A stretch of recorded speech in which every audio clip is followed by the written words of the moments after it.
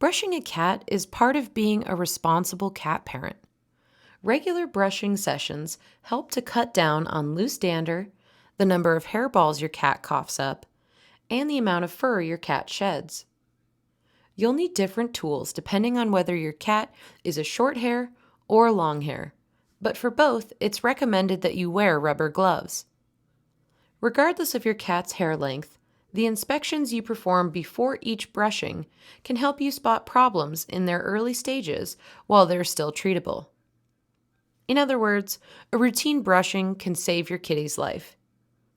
To brush a cat, first put on some rubber gloves. Start by using a metal brush or fine-tooth comb to gently brush your cat with the grain of its fur, being extra careful around its ears. If your cat lets you, move the brush towards its side and belly, but stop immediately if it starts to hiss or swat at the brush. When you're done brushing, pet your cat all over to pick up loose hairs. Repeat the process twice a week to lessen the risk of hairballs.